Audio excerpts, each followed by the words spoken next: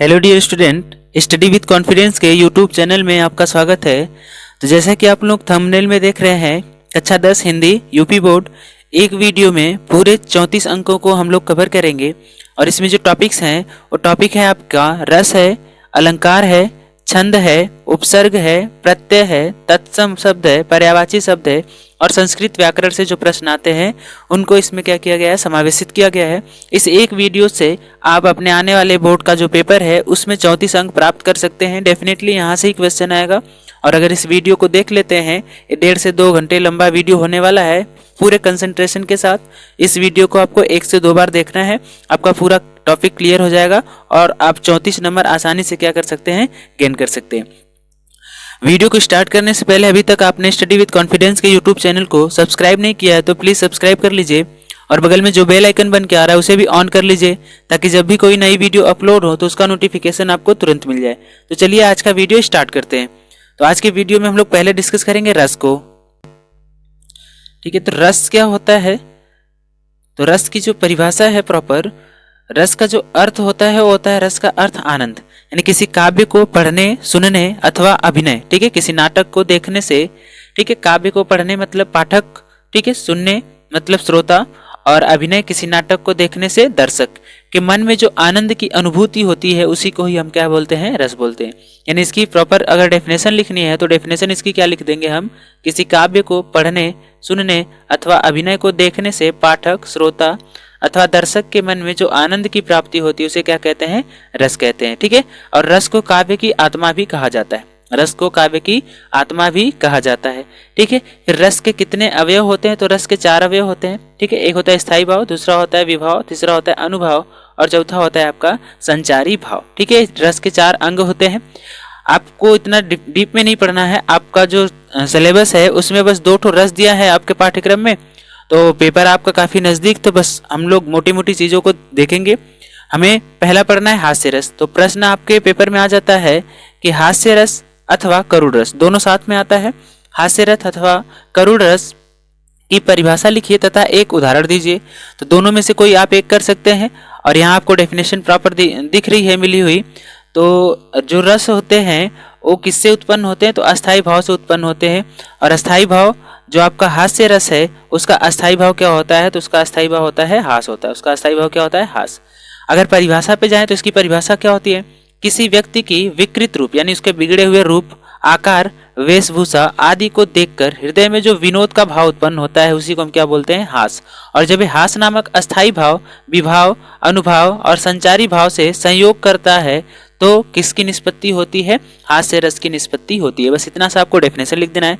ठीक है, सबसे पहले क्या लिखना है? हास्य रस, हेडिंग लिखेंगे, फिर उसका अस्थायी भाव क्या होता है तो लिखेंगे हास, फिर इसके बाद हेडिंग लिखेंगे परिभाषा और लिखेंगे किसी व्यक्ति की विकृत रूप, आकार, वेशभूषा आदि को देखकर हृदय में जो विनोद भाव उत्पन्न होता है उसे क्या कहते हैं? हास। और जब हास नामक अस्थायी भाव विभाव, अनुभाव, संचारी भाव से संयोग करता है तो किस रस की निष्पत्ति होती है? हास्य रस की निष्पत्ति होती है।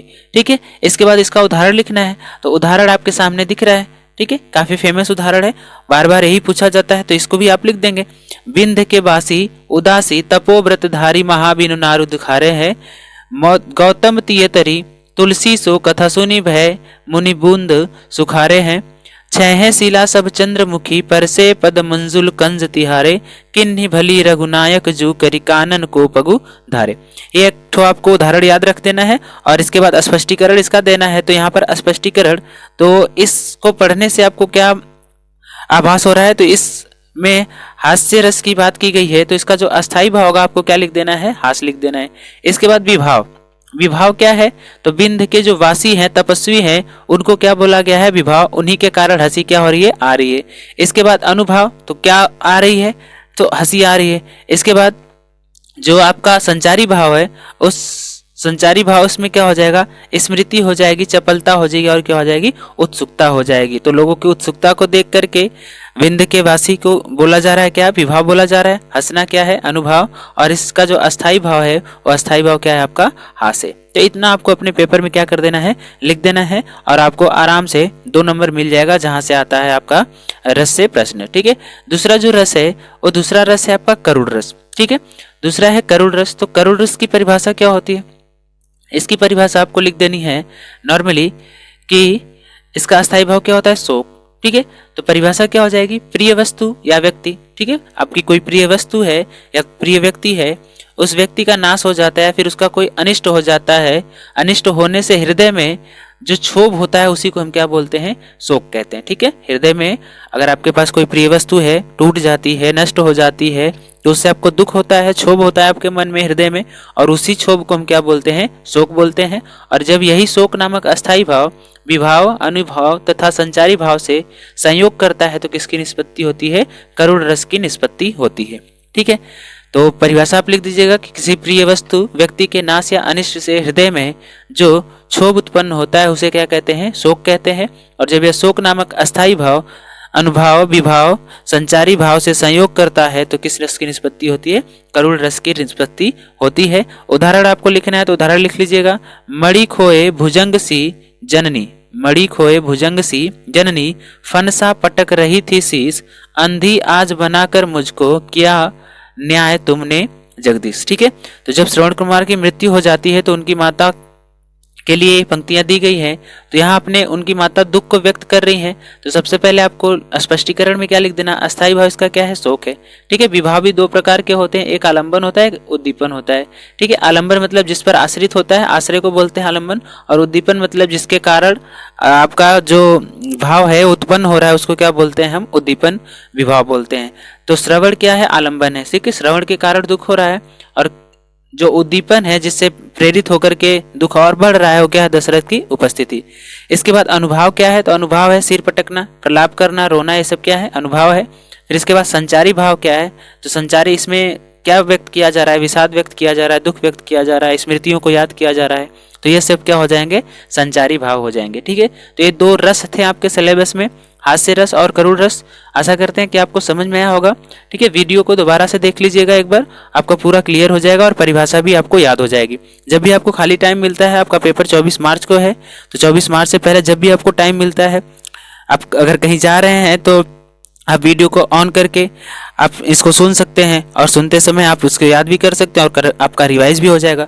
ठीक है, आपका जो YouTube होता है उसमें स्पीड डबल करने का भी ऑप्शन आता है, तो आप एक बार सिंगल स्पीड में देख लीजिए, इसके बाद डबल करके देख लीजिए, आपका टाइम भी बच जाएगा और आपका रिवीजन भी हो जाएगा। ठीक है, तो ये आपके 2 नंबर यहाँ से पक्के आते हैं। तो ये जो आपका सेक्शन बी वाला होता है, खंड ख का होता है, ग्रामर पोर्शन का, वहाँ से आपके नंबर डेफिनेटली मिल जाते हैं, जैसे मैथ में नंबर मिलते हैं, ठोस लिखना होता है, उदाहरण लिखना होता है, आपको नंबर मिल जाता है। इसके बाद दूसरा जो है हमारा वो है छंद। ठीक है, दूसरा क्या है हमारा, छंद है, और उस छंद में हमको 2 ही छंद पढ़ने हैं। ठीक है, 2 ही हमको क्या करने हैं, छंद पढ़ने हैं। और छंद क्या होता है इन सब के बारे में भी चर्चा करने का समय नहीं है।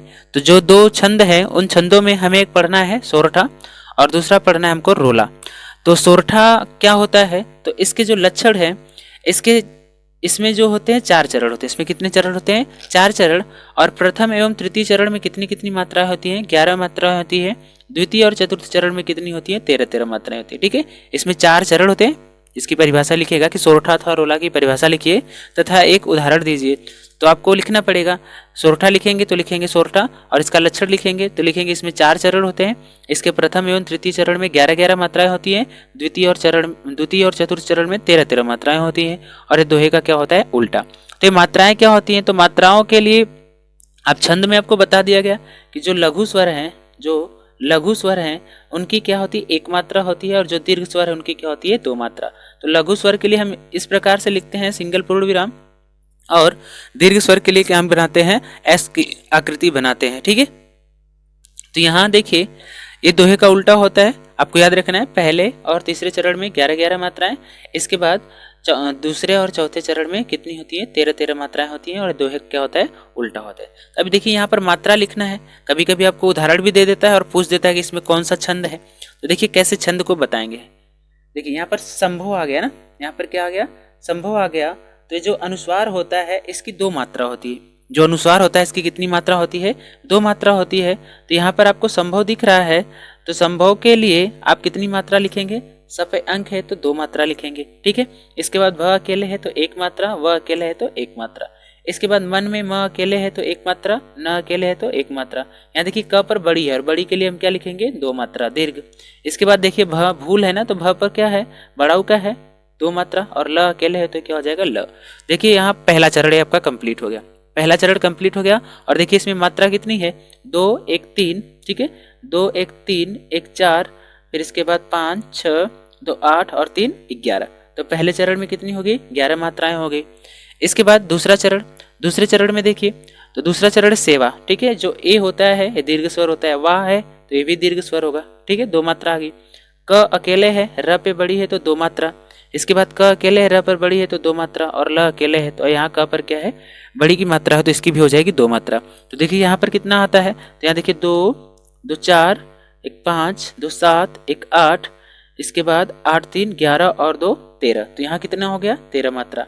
तो पहला और दूसरा, ठीक है, पहला चरण में 11 मात्रा, दूसरा में 13। अगर तीसरे में भी 11 मात्रा आ जाता है, इसका मतलब ये क्या है, आपका सोरठा है। तो देखिए यहाँ उनते है, उनते मतलब एक है, न अकेले है तो एक, इस पर ते आ गया तो ये क्या हो गया, दो मात्रा हो गया। इसके बाद चाहत, चाहत में आ गया तो ये हो गया दो मात्रा। ह अकेले है तो एक मात्रा, त अकेले है तो एक मात्रा। इसके बाद फ पर बड़ाव की मात्रा है फूल, तो ये हो जाएगा दो मात्रा, और ल अकेले है। देखिए कितना हो रहा है, तो 1 2 2 4 2 6 2 8 और 3 11। यहाँ भी कितना हो गया, 11 मात्रा हो गया। अब आपका क्लियर हो गया, आप ऐसे ही बता सकते हैं। और लेकिन आपको उदाहरण देना होगा तो इन मात्राओं को ऊपर लिखना पड़ेगा।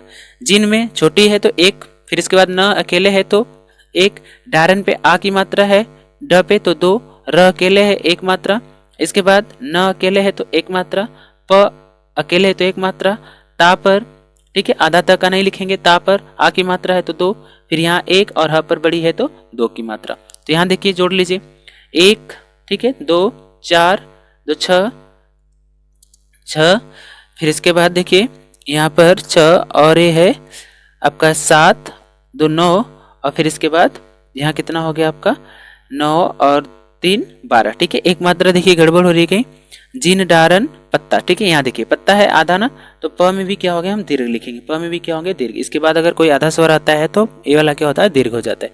तो प का भी कितना हो जाएगा, दो मात्रा। तो अब काउंट करिए, 1 2 2 4 2 6, फिर 6 4 10 3 13। तो देखिए ऐसे आपको मात्रा भी लिखनी है, और यहाँ से देखिए स्पष्ट भी हो रहा है, पहले और ये पहला चरण है और ये तीसरा चरण है। तो पहले और तीसरे चरण में कितनी कितनी मात्रा है, 11 मात्रा है, और दूसरे और चौथे चरण में कितनी है, 13 13 मात्रा है। मतलब ये क्या है, आपका सोरठा है, ठीक है। ऐसे ही आपको लिखना है, ऊपर ऐसे ये वाला सिंबल बनाएंगे, ठीक है, संभव को, ठीक। चलिए, तो दूसरा जो है आपका वो है रोला। तो रोला क्या है, तो कह रहा है कि रोला, रोला में कुल कितने चरण होते हैं, 8 चरण होते हैं। रोला में कुल कितने चरण होते हैं, 8 चरण, तथा प्रत्येक चरण में कितनी मात्राएं होती हैं, 24 मात्राएं होती हैं। यानी 11 और 13 पर क्या होती है, यति होती है। 11 और 13 पर क्या होती है, यति। तो यहाँ आप आशा करते हैं कि आपको मात्रा लिखनी पता चल गई होगी। तो इसके प्रत्येक चरण में कितनी मात्रा होनी चाहिए, 24 मात्रा होनी चाहिए। तो चलिए, आपको अपने पेपर में जब उदाहरण लिखेंगे तो इन मात्राओं को ऊपर लिखना है। देखिए ज पर बड़ी है ना, जीती जाती हुई जिन्होंने भारत बाजी। तो यहाँ ज पर क्या है, देखिए बड़ी है तो दो मात्रा, त पर बड़ी है तो दो मात्रा, यहाँ जा है बड़ा है तो दो मात्रा, ती है तो दो मात्रा, हुई पर छोटा हु है तो एक मात्रा, और यहाँ क्या हो गया, दो मात्रा।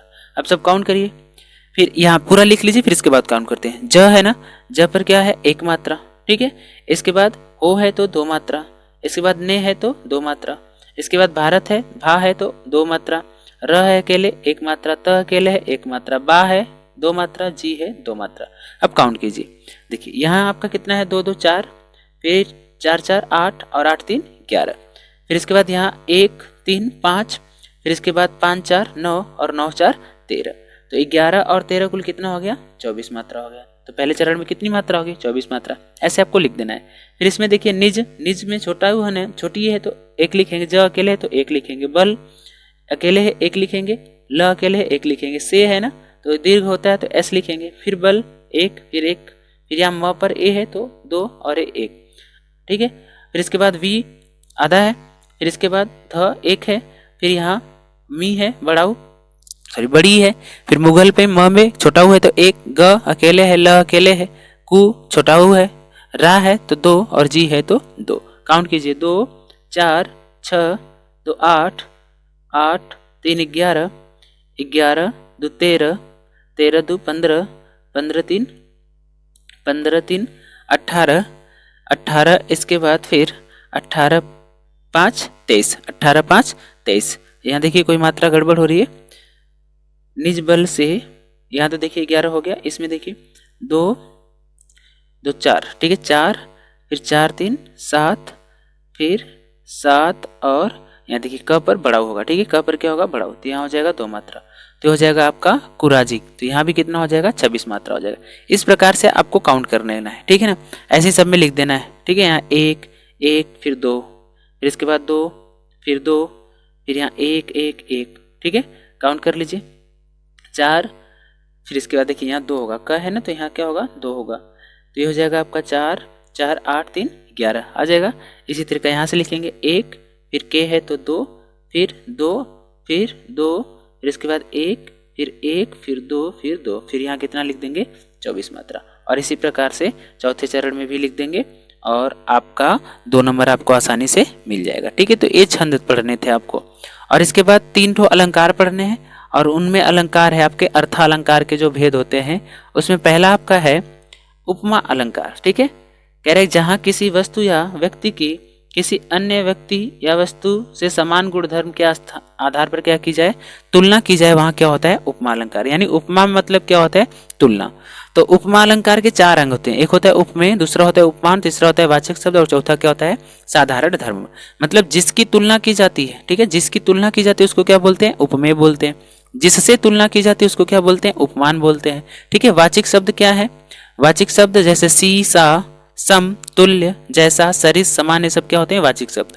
और साधारण धर्म क्या होते हैं, जिस गुण के आधार पर दोनों के बीच तुलना की जाती है उसको क्या बोलते हैं साधारण धर्म, ठीक है। उपमेय और उपमान का परस्पर समान गुण या विशेषता व्यक्त करने वाला शब्द क्या कहलाता है साधारण धर्म कहलाता है।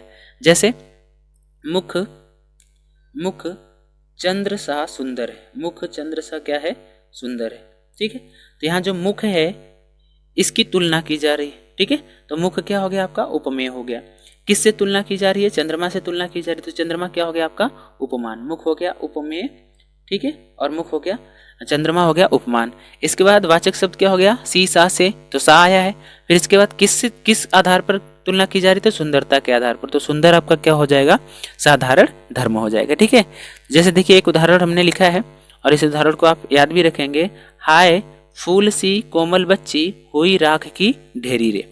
तो यहाँ पर जो फूल सी कोमल बच्ची है, यहाँ पर उपमेय क्या है, किससे तुलना की जा रही है, तो फूल से तुलना की जा रही है, ठीक है। किसकी तुलना की जा रही है, बच्ची की। किसकी तुलना की जा रही है, बच्ची की, तो यहाँ उपमान क्या हो गया बच्ची। साधारण धर्म किसके आधार पर किया जा रहा है, तो कोमलता के आधार पर किया जा रहा है, तो साधारण धर्म क्या हो गया कोमल। और इसके बाद वाचक शब्द क्या हो गया, तो सा हो गया। ये आपको लिख देना है स्पष्टीकरण में, ठीक है। फिर इसके बाद दूसरा जो अलंकार है, दूसरा हमारा अलंकार है रूपक अलंकार, ठीक है। रूपक अलंकार जहाँ उपमेय में उपमान का भेद रहित आरोप किया जाता है, वहाँ क्या होता है रूपक अलंकार होता है। मतलब यहाँ उपमेय और उपमान में समानता दिखाई जाएगी, उपमेय और उपमान में क्या दिखाई जाएगी समानता दिखाई जाएगी। जैसे चरण कमल बंदो हरी राई, यहाँ चरण और कमल में क्या दिखाई जा रही है समानता दिखाई जा रही है, ठीक है। और हमने देखिए एक उदाहरण लिखा है, मैया मैं तो चंद्र खिलौनो ले हो, और यहाँ देखिए चंद्रमा और खिलौने में क्या दिखाई जा रही है समानता दिखाई जा रही है ना, इसलिए यहाँ पर कौन सा हो जाएगा आपका रूपक अलंकार हो जाएगा, ठीक है। उपमेय क्या है चंद्रमा, उपमान क्या है खिलौना।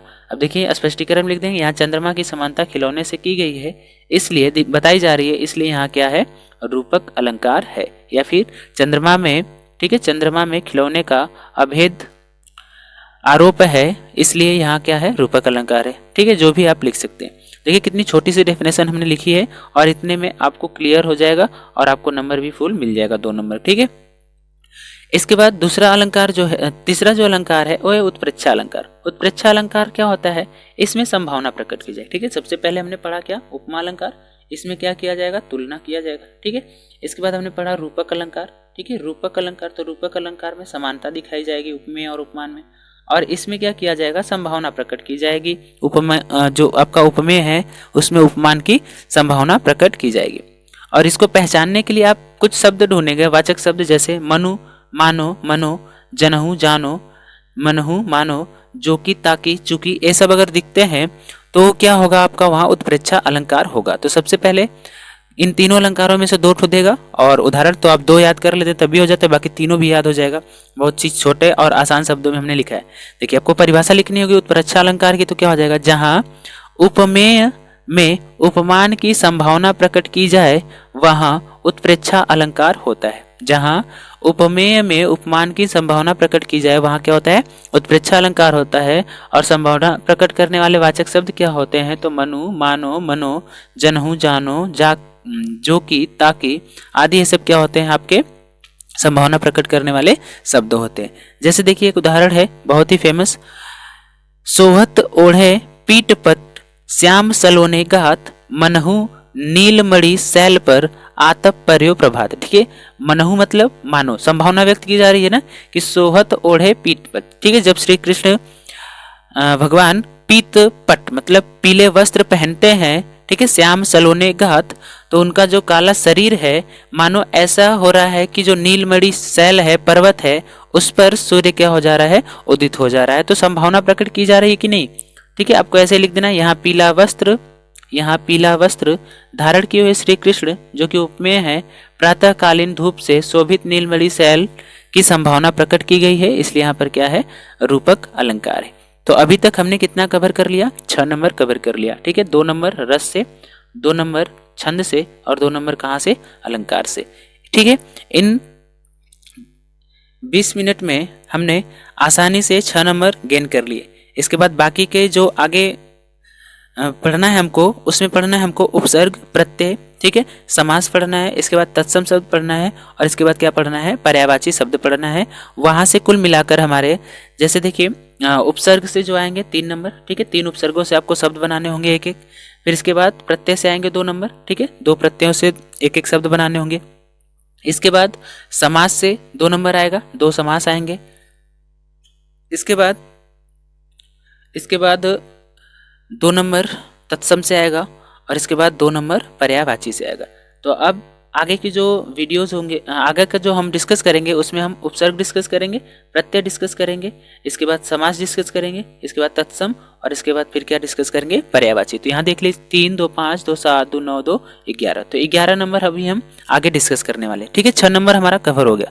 तो चलिए देखते हैं उपसर्ग क्या होते हैं। तो उपसर्ग क्या होते हैं, उपसर्ग, ठीक है, तो उपसर्ग शब्दांश होते हैं। ठीक है, उपसर्ग क्या होते हैं, शब्दांश होते हैं, और ये किसी शब्द के पूर्व में जोड़े जाते हैं। कहाँ जोड़े जाते हैं, पूर्व में जोड़े जाते हैं, और पूर्व में जोड़ने पर या तो उनके अर्थ को उल्टा कर देते हैं, विपरीत कर देते हैं, या फिर उनके अर्थ में विशेषता ला देते हैं, और उनको हम क्या बोलते हैं, उपसर्ग बोलते हैं। आपके पेपर में 3 नंबर आएगा, देखिए आपको तमाम यहाँ पर दिख रहा है, ये पूछा हुआ है 2016, 17, 18, 19, 20। ठीक है, यहीं से प्रश्न आ जाते हैं, आपको मिल जाएंगे। तो सबसे पहले देख लेते हैं परिभाषा क्या होती है। तो वे शब्दांश, ठीक है, शब्दांश होते हैं जो किसी शब्द के पहले जुड़कर, पूर्व में जुड़ते हैं, जुड़कर विशेषता उत्पन्न कर देते हैं, उसके अर्थ को बदल देते हैं, क्या कहलाते हैं, उपसर्ग कहलाते हैं। उपसर्गों का प्रयोग स्वतंत्र रूप से नहीं होता, ये किसी शब्द के पहले क्या किए जाते हैं, प्रयोग किए जाते हैं। जैसे देखिए हमारे पास एक शब्द है, हमारे पास शब्द है एक, और उस शब्द है संहार। ठीक है, शब्द क्या है, संहार। जैसे शब्द है हमारे पास हार है, और इसमें हमने सम उपसर्ग जोड़ दिया। क्या कर दिया, सम उपसर्ग जोड़ दिया। तो अभी क्या बन गया, संहार बन गया। क्या बन गया, संहार बन गया ना।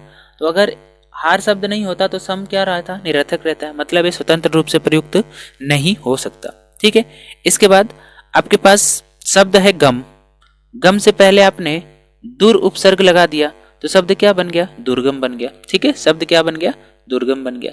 आपके पास शब्द है उपस्थित, और उपस्थित से पहले आपने अनुपसर्ग लगा दिया, तो क्या बन गया, अनुपस्थित बन गया। तो देखिए उपस्थित से उल्टा हो गया।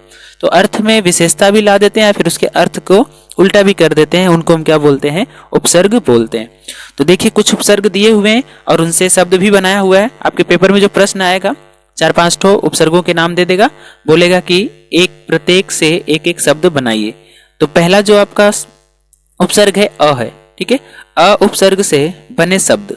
तो अ उपसर्ग से कौन कौन से शब्द बनते हैं, तो देखिए यहाँ पर लिखा हुआ है आपका अ उपसर्ग से तो आपको याद कर लेना है अ से। वैसे तो आपको दिमाग में बहुत सारे शब्द आते हैं, लेकिन जब पेपर में करना होता है तो सब भूल जाता है।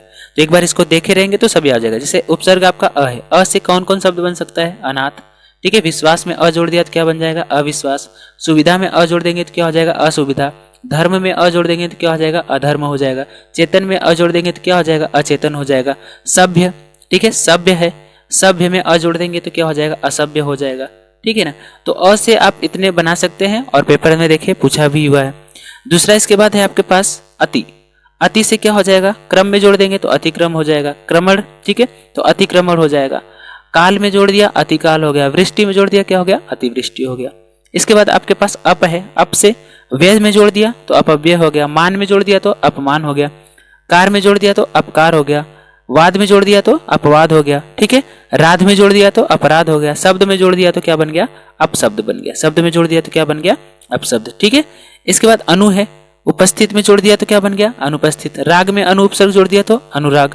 अनुरूप, ठीक है, रूप में जोड़ दिया अनुरूप। करण में जोड़ दिया अनुकरण। अनुक्रम, अनुशासन, अनुचर, ठीक है। ये सब आपके अनुपसर्ग से बने हुए क्या है? शब्द हैं, ठीक है। जैसे देखिए पूछा हुआ है तो इनको देखिएगा। अनुगमन हो गया, अनुभूति हो गया, अनुचर, ठीक। इसके बाद अधि है, तो अधि उपसर्ग से कौन कौन से शब्द बन सकते हैं? अधिकार हो जाएगा, अधिमान हो जाएगा, अधिपति हो जाएगा, ठीक है। या फिर आदेश में जोड़ देंगे, ठीक है। क्या जोड़ देंगे? आदेश में जोड़ देंगे। तो यहाँ अधि उपसर्ग जोड़ेंगे तो यहाँ संधि हो जाएगी और ये शब्द बन जाएगा आपका अध्यादेश। क्या बन जाएगा? अध्यादेश, ठीक है। अधि है तो नियम में जोड़ देंगे तो क्या बन जाएगा? अधिनियम बन जाएगा। क्या बन जाएगा? अधिनियम, ठीक है। बहुत सारे शब्द हैं जो आपके दिमाग में आते हैं, तो यहाँ से आप कर सकते हैं, ठीक है। देख लीजिएगा, इन वीडियोज को देखे रहेंगे तो भूलेगा नहीं। जैसे ना है तो जायज में जोड़ देंगे तो क्या बन जाएगा? जायज में ना उपसर्ग जोड़ दीजिए, नाजायज हो जाएगा, ठीक है। लायक में जोड़ दिया नालायक हो गया। समझ में जोड़ दिया ना समझ हो गया, ठीक है, ठीक है। कार में जोड़ देंगे, कारा में जोड़ देंगे तो क्या हो जाएगा? नाकारा हो जाएगा, ठीक है। तो ये आपका उपसर्ग है। इसके बाद देखिए दूर उपसर्ग से कौन शब्द बने? दुर्गम हो गया, दुर्गुण हो गया, दुर्लभ हो गया, ठीक है। कु से कुख्यात हो गया, कुकर्मी हो गया। अभि उपसर्ग से अभिवादन हो जाएगा, अभिशाप हो जाएगा, अभिमान हो जाएगा, अभिलाषा हो जाएगा, अभिजात हो जाएगा, ठीक है। आ से आलेख हो जाएगा, आकर्षण हो जाएगा, आक्रमण हो जाएगा, आगमन हो जाएगा, प्रारंभ हो जाएगा, आजीवन हो जाएगा, ठीक है। तो ये सब आ उपसर्ग से बने हैं। उप से उपस्थिति हो जाएगा, उपसंहार हो जाएगा, ठीक है, उपसंहार हो जाएगा। इसके बाद उपकार हो जाएगा, उपदेश हो जाएगा, उपनाम हो जाएगा, उपमंत्री, उपवन, ठीक है, उपयुद्ध, बहुत सारे शब्द बन जाएंगे। तो आप इन सबको देखे रहेंगे तो एक बार आपको याद रहेगा। इसके बाद निर से निरपराध, निर्भय, निर्वाह, निर्दोष, निरभिमान, निराकार, ठीक है। परा से पराजय, पराभव, पराक्रम, ठीक है, बहुत सारे शब्द बन जाएगा। प्रति से प्रतिकूल, प्रतिरूप, प्रतिघात, प्रतिध्वनि, ठीक है। इसके बाद परि से परिक्रमा हो जाएगा, परिजन हो जाएगा, परिणाम हो जाएगा, परिमाण हो जाएगा, परिमार्जन, परिहास, परिवर्तन। वि से विराग हो जाएगा, विकार हो जाएगा, विकास, विज्ञान, वियोग, विभाग, विक्रय, विनाश, ठीक है, विहंग, बहुत सारे बन जाएंगे। स से सपूत हो जाएगा, सहृदय हो जाएगा, सकारण हो जाएगा, समान हो जाएगा। तो ये उपसर्ग आप देख लीजिएगा। सु से देखिए कौन कौन से शब्द हैं? सुवास हो जाएगा, सुपथ हो जाएगा, सुजन, सुकर्म, सुपुत्र, सुलभ, ठीक है, सुगम हो जाएगा, सुकवि हो जाएगा, सुयोग्य हो जाएगा। अन से तो अन से अनजान हो जाएगा, अनमोल हो जाएगा, अनसुना हो जाएगा, ठीक है, अनगिनत हो जाएगा, बहुत सारे शब्द बन जाएंगे।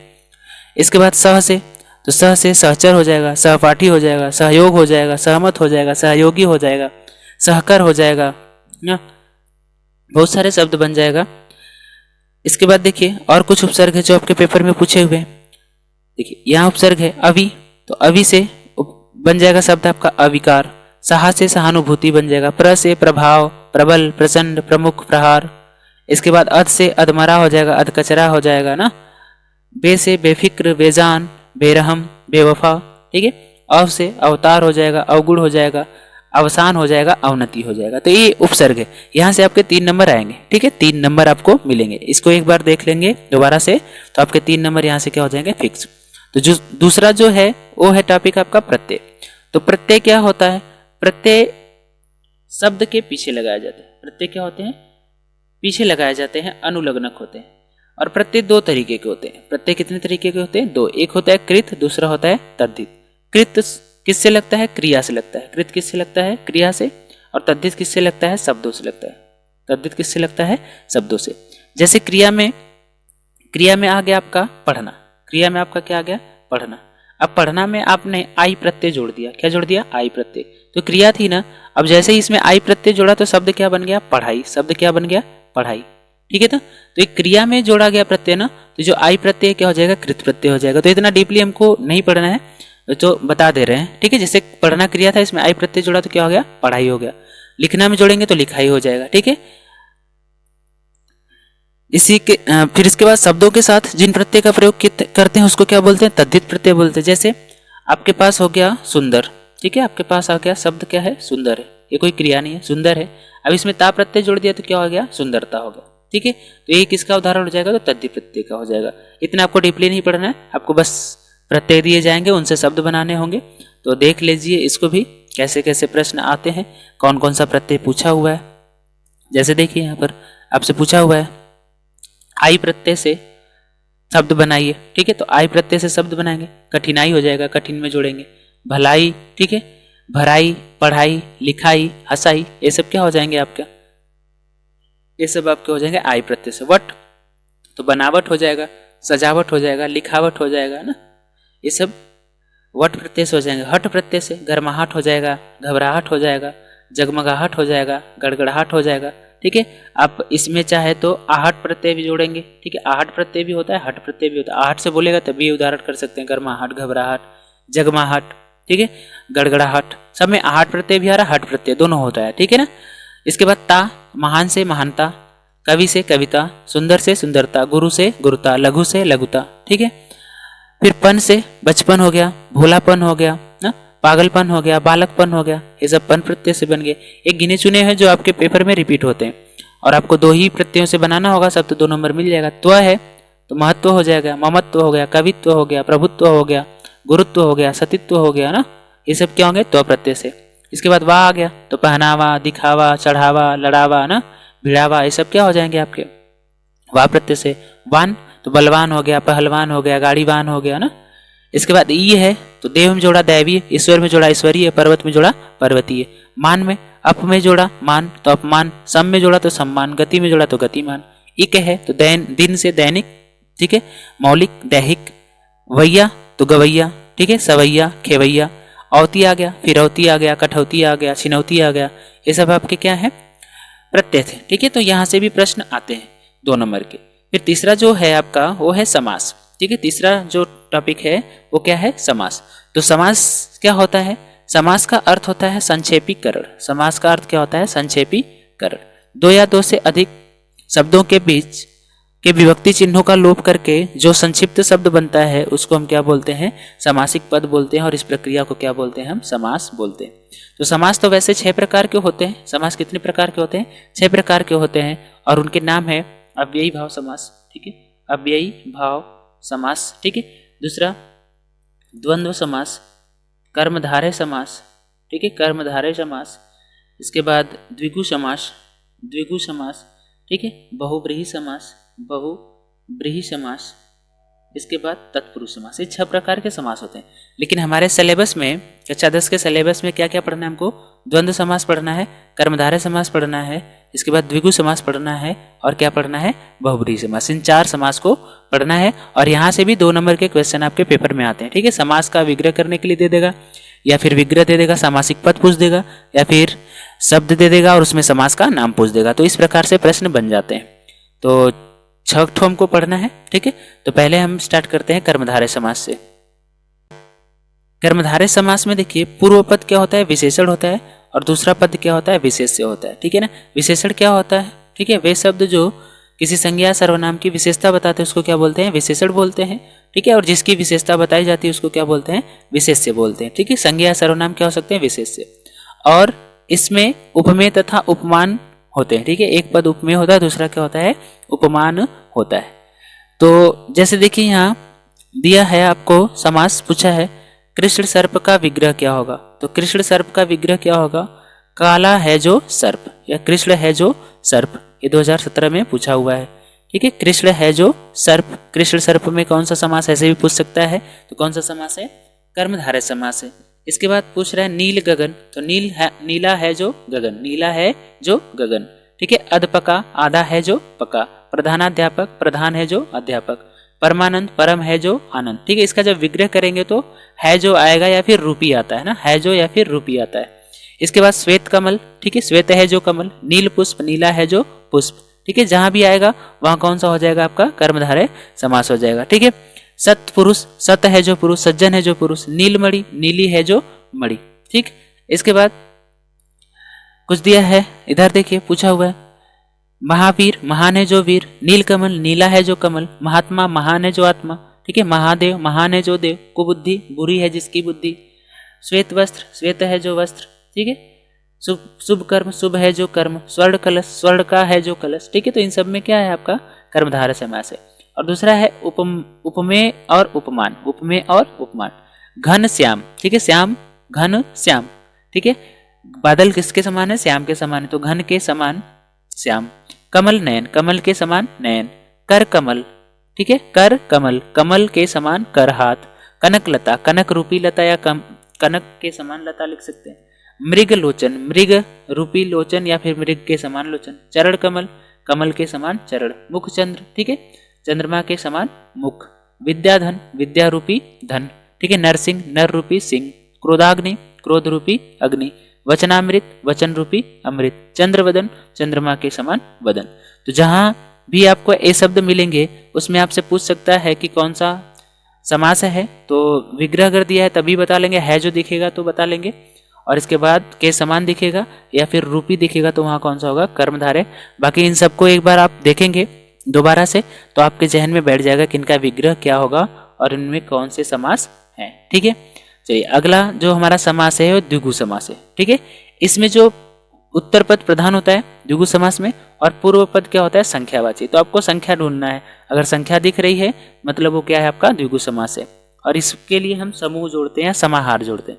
जैसे शब्द आ गया चौराहा, तो आगे चौ दिख रहा है ना, मतलब चौ मतलब चार, तो चार राहों का समूह या चार राहों का समाहार, तो चौराहा हो जाएगा। त्रिवेणी, ठीक है, तीन वेड़ियों का समूह, तीन वेड़ियों का समूह। त्रि दिख रहा है ना, आगे त्रि संख्या दिख रही है आगे। इसके बाद आगे उदाहरण देख लीजिए, आगे है नवरत्न, ठीक है, नौ आ गया संख्या है, नवरत्न, नौ रत्नों का समाहार। इसके बाद चतुर्भुज, ठीक है, चतुर्भुज तो चार भुजाओं का समूह। त्रिफला, तीन फलों का समूह। तिरंगा, तीन रंगों का समूह। सतसई, 700 दोहों का समूह, ठीक है। सप्ताधान्य, 7 धान्यों का समूह। चारपाई, 4 पांवों का समूह। सप्त सिंधु, 7 सिंधुओं का समूह, ठीक है। दोपहर, 2 पहरों का समूह। पंचतंत्र, 5 तंत्रों का समूह। अष्टाध्यायी, 8 अध्यायों का समूह। पंचपल्लव, 5 पल्लवों का समूह। त्रिकोण, 3 कोणों का समूह। त्रिभुज, 3 भुजाओं का समूह। पंचपात्र, 5 पात्रों का समूह। 2 राह, ठीक है, 2 राहों का समूह। सप्तर्षि, 7 ऋषियों का समूह। तो ऐसी कुछ 9 ग्रह, 9 ग्रहों का समूह। षटकोण, 6 कोणों का समूह। सप्ताह, 7 दिनों का समूह। 12 मासा, 12 महीनों का समूह। तो जहां भी आपको शब्द पहले पूर्व में शब्द संख्या शब्द दिख जाएगा वहां कौन सा हो जाएगा आपका द्विगु समास हो जाएगा। कौन सा समास हो जाएगा? द्विगु समास हो जाएगा। ये जो समास है आपका ये इंपॉर्टेंट होता है, ठीक है। ये इसके दोनों पदों में से कोई पद प्रधान नहीं होता है, तीसरे की ओर अर्थ दिखाते हैं। जैसे पीतांबर शब्द है, पीतांबर का मतलब क्या है? पीला है अंबर, जिसका अंबर मतलब वस्त्र, किसका पीला है होता है? वस्त्र, श्री कृष्ण का होता है। तो पीतांबर में कौन सा समास हो जाएगा? ठीक है, बहुब्रीहि समास हो जाएगा। दशानन, 10 है आनंद जिसके, ठीक है, 10 मुख हैं जिसके, अर्थात कौन? रावण, तीसरे में जा रहा है। त्रिलोचन, 3 लोचन है जिसके, अर्थात शिव। चतुर्भुज, 4 भुजाएं हैं जिसके, अर्थात विष्णु, ठीक है। चक्रपाणी, चक्र है जिसके हाथ में, अर्थात विष्णु, ठीक है। चतुर्मुख, 4 मुख हैं जिसके, अर्थात ब्रह्मा। तो ये सब कहाँ जा रहे हैं? तीसरे अर्थ की ओर जा रहे हैं। तो जहां तीसरे अर्थ की ओर प्रधानता होती है वो क्या होता है? बहुब्रीहि समास होता है। षडानन, ठीक है, 6 आनन है जिसके, कार्तिकेय, ठीक है। एक दंत, एक दांत है जिसके, गणेश। लंबोदर, लंबा है उदर जिसका, गणेश। अंशुमाली, अंशुमाली, अंशु किरणें हैं जिसकी माला, यानी सूर्य। पतझड़, ठीक है, झड़ते हैं पत्ते जिसमें, वह क्या है? विशेष ऋतु है एक पतझड़। गजानन, ठीक है, गजानन, गज के समान आनंद वाले, ठीक है, श्री गणेश। विषधर, विष को धारण करने वाले, सर्प, ठीक है। मेघनाथ, मेघनाथ, मेघ के समान नाथ, शोर है जिसका, अर्थात रावण पुत्र। 12 सिंह, ठीक है, 12 सिंह है जिसके, अर्थात एक विशेष पशु, ठीक है। सभी पशुओं के तो 12 सिंह होते नहीं। दिगंबर, ठीक है, दिशाएं जिसका वस्त्र है, ठीक है, शिव। निशाचर, ठीक है, निशा में विचरण करने वाले राक्षस। तो जहां तीसरे अर्थ की प्रधानता होती है वहां कौन सा हो जाता है आपका? बहुब्रीहि समास हो जाता है, ठीक है। बहुत सारे उदाहरण हैं, आप इन सब उदाहरणों को देख लीजिएगा। मुरलीधर, ठीक है, मुरली को धारण करने वाले। वीणापाड़ी, वीणा है जिसके हाथ में। कुसुमायुध, ठीक है, कुसुम है आयुध जिसका, कामदेव, ठीक है। चंद्रशेखर, ठीक है, चंद्रमा है जिसके शिखर पर शिव जी। चतुरानन 4 आनन है जिसके ब्रह्मा जी, चक्रधर चक्र को धारण करने वाले विष्णु जी, ठीक है, चंद्रधन चंद्रमा को धारण करने वाले शंकर जी, पवन पुत्र पवन के पुत्र हैं जो हनुमान जी, ठीक है, 3 नेत्र है जिसके शंकर जी, गंगा को धारण किए जो शंकर जी, पंचानन 5 आनन है जिसके अर्थात इसके बाद हो जाएगा आपका हनुमान जी। इसके बाद चौथा जो है वो है द्वंद्व समास, ठीक है। द्वंद्व समास में क्या होता है, दोनों पद प्रधान होते हैं। द्वंद्व समास में क्या होता है, दोनों पद प्रधान होते हैं और उनका विग्रह करने में बीच में और या आ आता है, ठीक है ना। जैसे गुड़ दोष, गुड़ या दोष या गुड़ और दोष, खरा खोटा, खरा या खोटा, पाप पुण्य, पाप या पुण्य, जीवन मरण, जीवन और मरण, दाल रोटी, दाल और रोटी, जल और थल, ठीक है, जल थल, पति पत्नी, पति और पत्नी, माता पिता, माता और पिता, चराचर, चर और अचर, ठीक है। जया जय आ जाए तो जया जय आ जाए तो जय और अजय, ठीक है। लाभा लाभ आ जाए तो लाभ और अलाभ, ठीक है। इन सबको भी याद रखना है। रुपया पैसा, रुपया और पैसा, सुख दुख, सुख और दुख, दिन रात, दिन और रात, ठीक है। अपना और पराया, ठीक है, अपना और पराया, ठीक है। ये शब्द पूछे हुए हैं तो इन सबको ध्यान रखिएगा, ठीक है। जल और थल, अपना पराया, अन्न और जल, राधा कृष्ण, राधा और कृष्ण, हानि लाभ, हानि और लाभ, नदी नाले, नदी और नाले, उत्थान पतन, उत्थान और पतन, ठीक। पिता पुत्र, पिता और पुत्र, देश विदेश, देश और विदेश, आचार विचार, ठीक है, आचार और विचार, आना जाना, आना और जाना, राम कृष्ण, राम और कृष्ण, शुभ शुभ, ठीक है, शुभ और अशुभ, ठीक है। ये हो जाएगा आपका द्वंद्व समास। तो 4 हमको पढ़ने थे। तो पहला हमारा था कर्मधारय समास।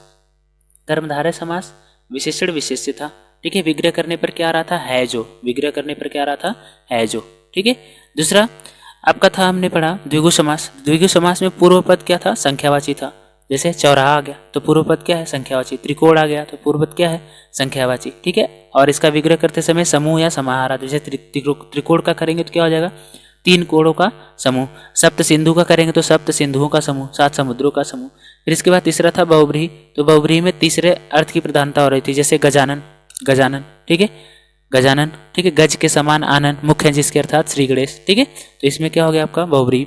और इसमें और आएगा विग्रह करते समय, और दोनों के बीच में क्या लगा होगा, हाइफन लगा होगा, ठीक है। इसके बाद अगला जो टॉपिक आपका आता है वो टॉपिक है आपका तत्सम, ठीक है। 2 होते हैं, एक होता है तत्सम, एक होता है तत्सम और एक होता है तद्भव, ठीक है। तत्सम शब्द क्या होते हैं, तत्सम का अगर संधि विच्छेद करेंगे तो आएगा तत् प्लस सम, तत् प्लस सम। तत् का अर्थ होता है उसके सम मतलब समान, उसके मतलब संस्कृत के समान, क्योंकि सभी भाषाओं की जननी किसको माना जाता है, संस्कृत। तो संस्कृत के समान जो शब्द हैं, जो संस्कृत के शब्द हैं उनको क्या बोला जाता है, तत्सम। और जो संस्कृत से हिंदी भाषा में आए हैं उनको क्या बोला जाता है, तद्भव, ठीक है, जो संस्कृत से उत्पन्न हुए। तो तत्सम शब्द भी पूछे जाते हैं। आपको तद्भव दे देगा, कहेगा कि इसका तत्सम क्या होगा बताइए, या तद्भव दे देगा उसका तत्सम पूछेगा, ठीक है, तत्सम से तद्भव। तो जैसे अग्नि संस्कृत शब्द है, इसका हिंदी क्या होता है, आग। आर्द्रक, ठीक है, आर्द्रक मतलब आदि होता है, तो हिंदी शब्द में क्या होता है, आदि। स्तंभ, ठीक है, स्तंभ होता है आपका संस्कृत शब्द, तो इसका तद्भव क्या हो जाता है, खंभा हो जाता है। अंगुली है तो अंगुली का जो तद्भव हो जाता है वो क्या होता है, उंगली। अंगुष्ठ का क्या होता है, अंगूठा होता है ना। इन सबको आप देखेंगे आपको याद हो जाएगा 1 से 2 बार। अंधकार का तद्भव क्या होता है, अंधेरा। अद्य का क्या होता है, आज होता है।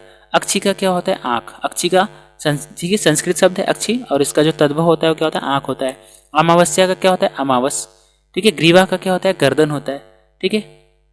काष्ठ का क्या होता है, काठ, ठीक है, काष्ठ का क्या होता है, काठ। क्षीर का क्या होता है, खीर होता है। गधा का क्या होता है, गर्दभ, ठीक है, गधा का क्या होता है, गर्दभ। कोकिल का क्या होता है, कोयल होता है। काक का क्या होता है, कौवा या काग होता है। कर्ण, कर्ण का तद्भव क्या होता है, कान। कुपुत्र का क्या होता है, कपूत। कपाट का क्या होता है, किवाड़ होता है। गोधूम का क्या होता है, गेहूं होता है। ग्राहक का क्या होता है, गाहक, ठीक है, ग्राहक का तद्भव क्या होता है, गाहक होता है, ठीक। इसके बाद बहुत सारे शब्द दिए हैं, अब सब शब्दों को पढ़ेंगे तो आपका जो वीडियो है लंबा हो जाएगा, और जब वीडियो लंबा हो जाएगा तो आपका मन नहीं लगेगा, तो इसलिए देखिए आप देख लीजिएगा सबको, ठीक है। सब आपको सब दिखा दे रहे हैं हम, आप सबको देख लीजिएगा, ठीक।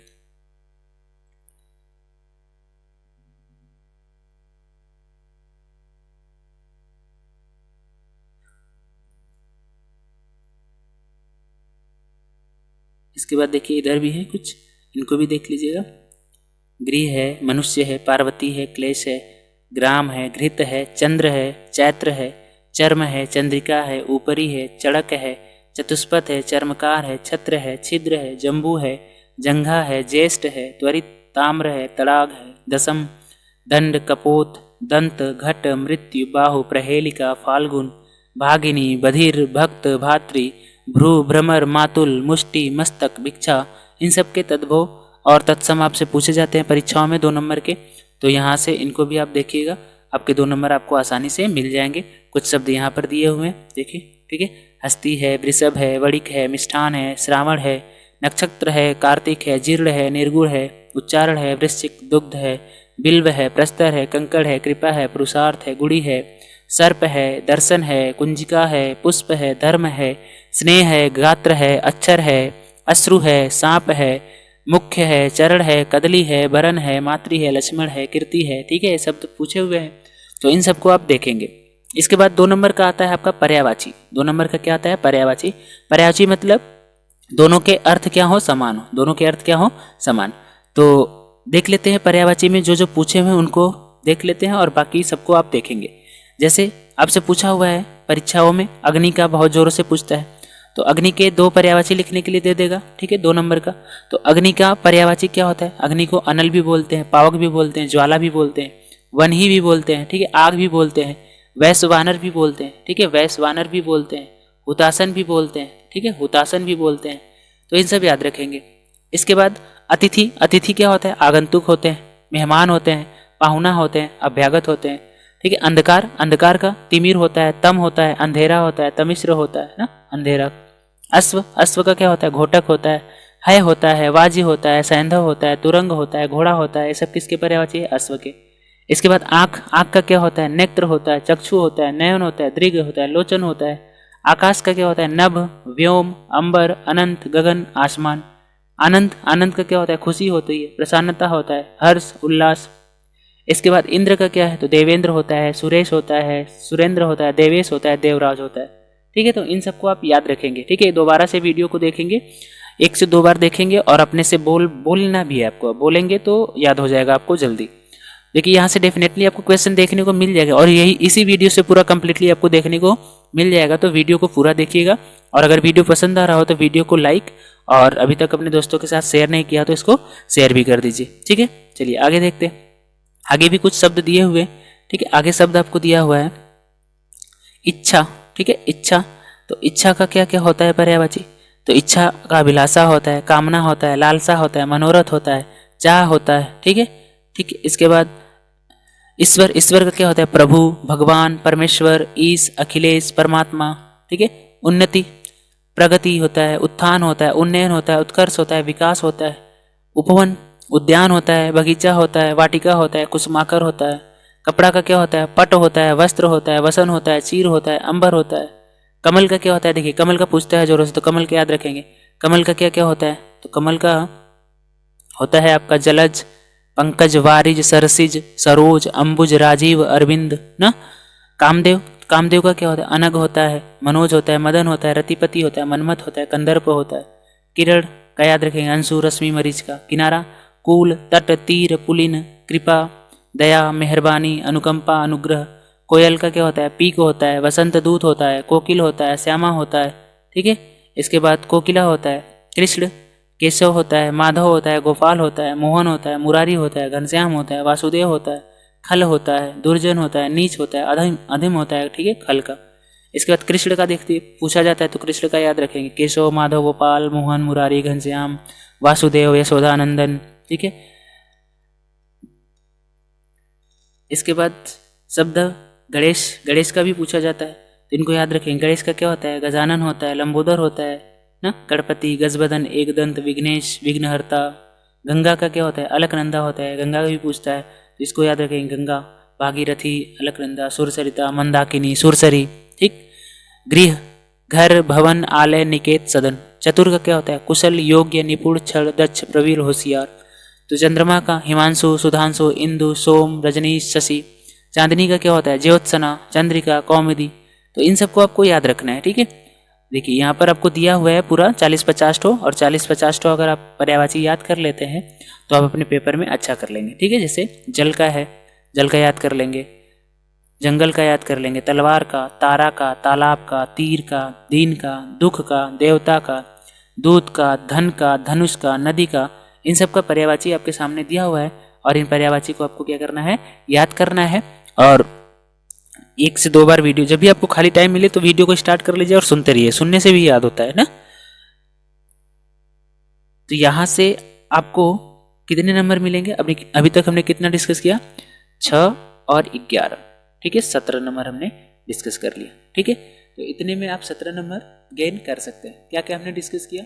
रस, छंद, अलंकार, ठीक, रस, छंद, अलंकार, इसके बाद उपसर्ग, उपसर्ग, प्रत्यय, उपसर्ग, प्रत्यय, इसके बाद तत्सम, समास और पर्यायवाची। तो इतने टॉपिक हमने अभी तक डिस्कस कर लिए। यहाँ से 17 नंबर आपके क्या हो रहे हैं? क्लियर हो रहे हैं। 17 नंबर आपके क्लियर हो रहे हैं, ठीक है। वीडियो को पूरा देखिएगा।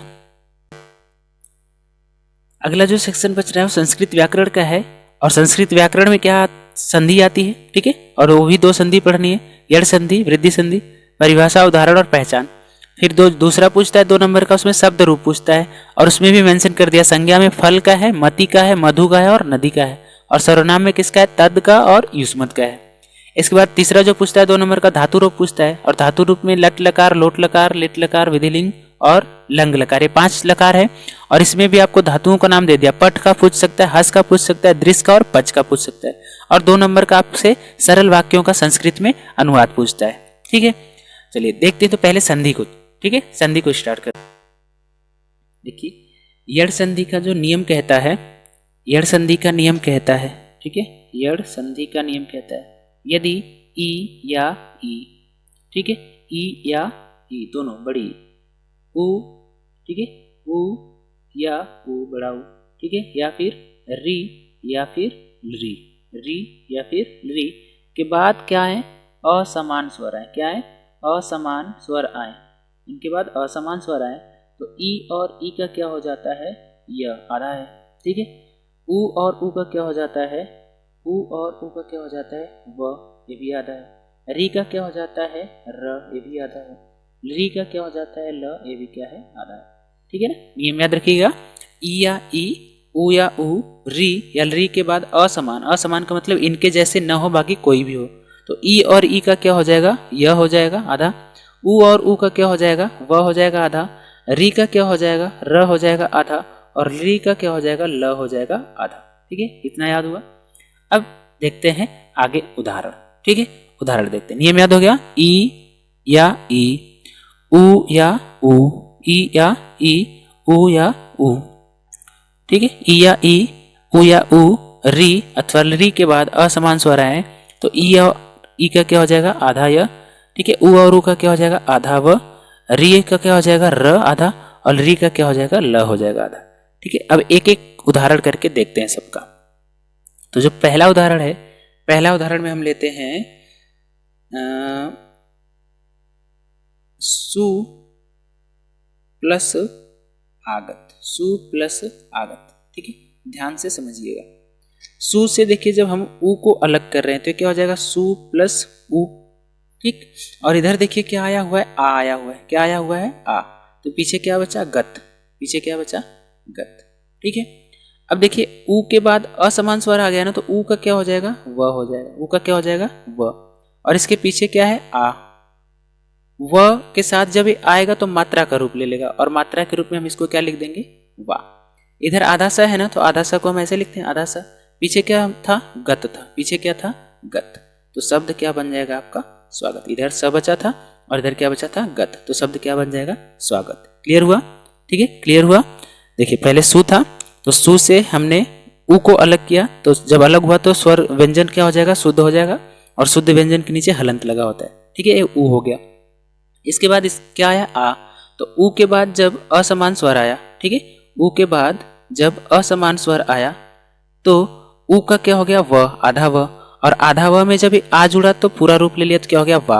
अब इधर से आधा स बचा है, इधर से क्या बचा है? गत बचा है, तो जोड़ देंगे तो स्वागत। तो शब्द आपका क्या बन जाएगा?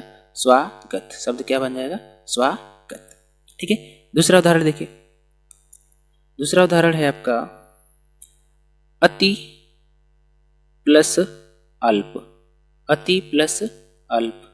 देखिए इसको भी देखिए, ई आया है, अत, ठीक है। जब ई निकालेंगे तो अत आधा हो जाएगा, ई। और यहाँ क्या है अ। ई के बाद देखिए आधा असमान स्वर आ गया ना, और पीछे लप बच जाएगा।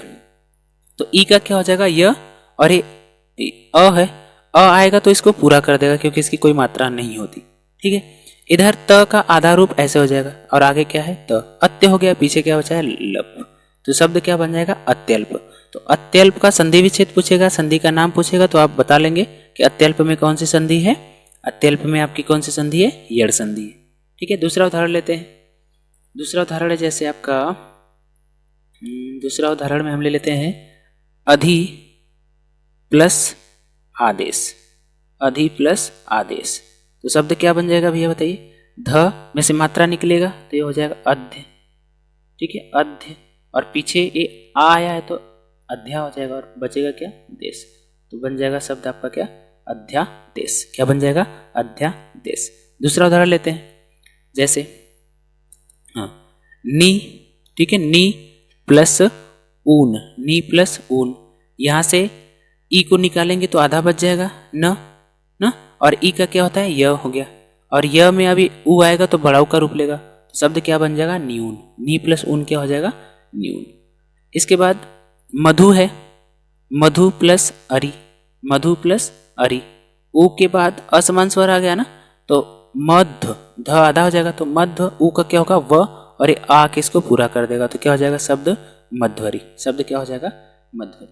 ठीक है, इसके बाद शब्द त्र वाला देख लेते हैं, र वाला। जैसे आ गया पितृ, पितृ, पितृ। ठीक, पितृ प्लस आज्ञा, पितृ प्लस आज्ञा। तो यहां से देखिए पित्त आधा हो जाएगा, री जब निकलेगा तो। ठीक, और री के बाद क्या आ गया आ, और पीछे क्या बच रहा है ज्ञा, पीछे क्या बच रहा है ज्ञा। री के बाद असमान स्वर आएगा तो री का क्या होगा र, और यहाँ आ गया आ, और इधर क्या है त है, और इधर क्या बचा है पी। त और र क्या बनाते हैं त्र बनाते हैं, और त्र में जब ये आ जुड़ेगा तो पूरा हो जाएगा त्रा। इधर क्या है पी, पीछे क्या बचा है ज्ञा। शब्द क्या बन जाएगा पित्राज्ञा। तो पितृ प्लस आज्ञा क्या बन जाएगा पित्राज्ञा बन जाएगा। इसी प्रकार मातृ, मातृ प्लस आज्ञा, मातृ प्लस आज्ञा क्या बन जाएगा मात्राज्ञा बन जाएगा। क्या बन जाएगा मात्राज्ञा बन जाएगा। इसी प्रकार मातृ प्लस आदेश, मातृ प्लस आदेश क्या हो जाएगा मात्रादेश हो जाएगा। क्या हो जाएगा मात्रादेश हो जाएगा।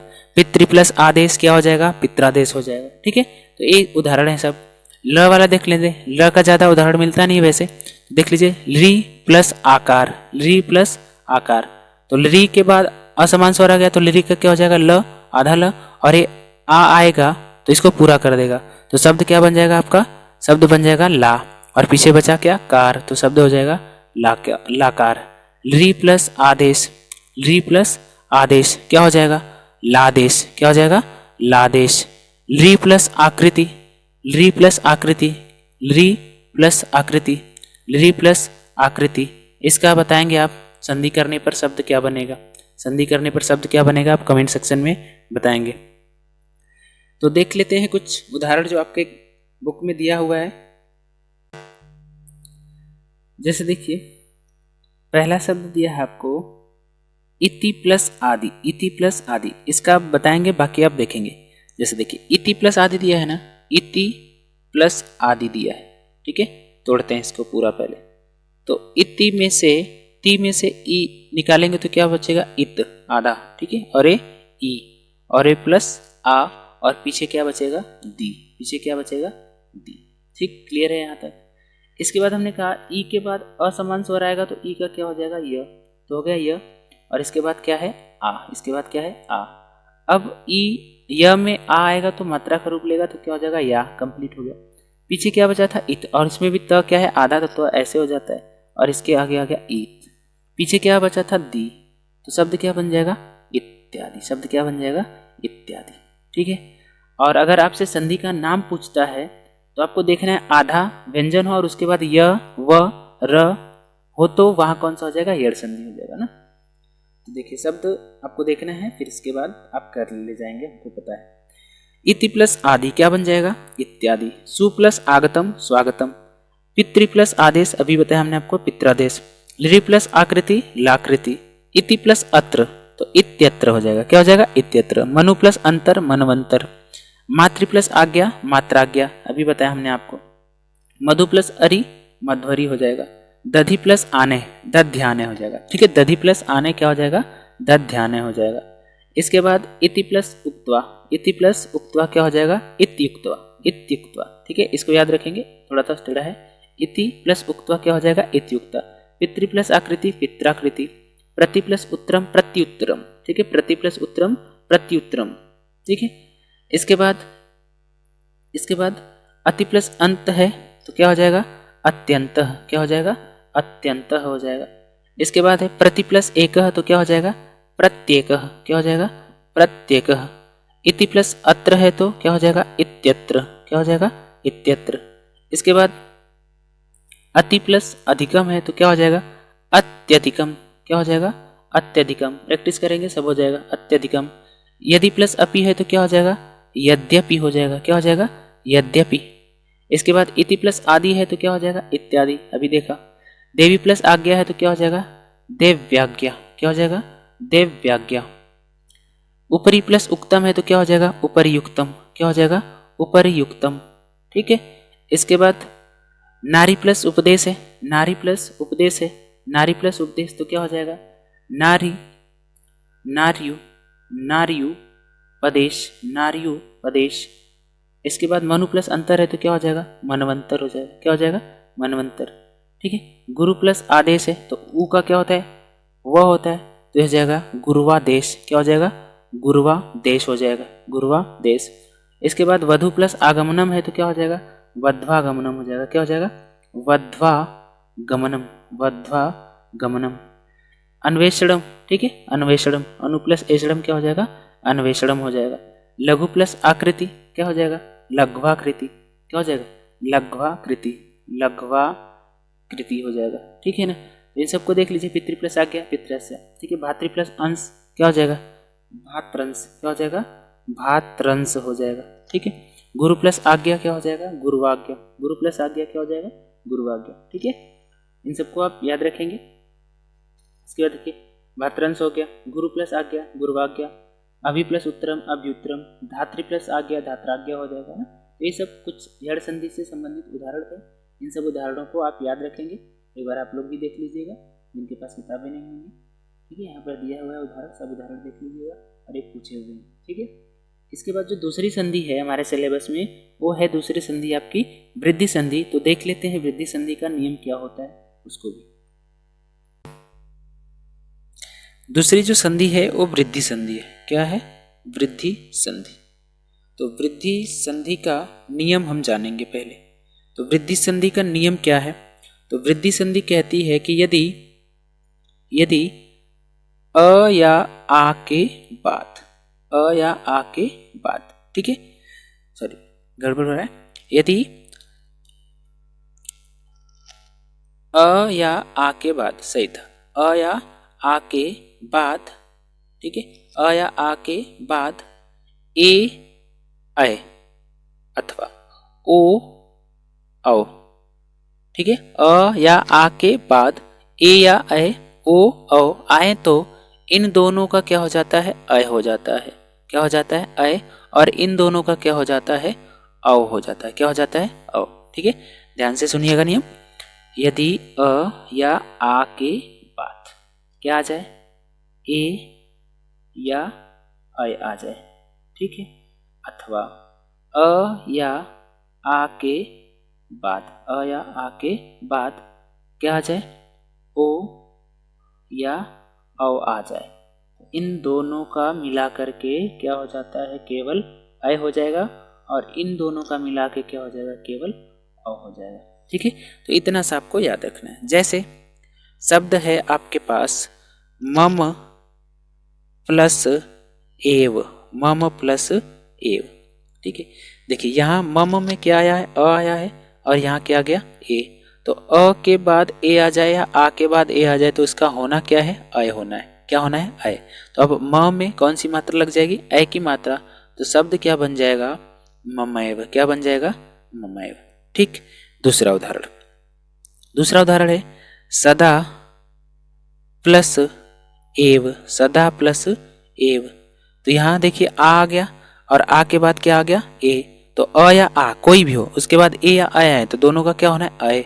अब यहाँ मात्रा हट जाएगी, यहाँ क्या हो जाएगा अय हो जाएगा, तो क्या हो जाएगा सदैव, क्या हो जाएगा सदैव। इसी प्रकार से दूसरा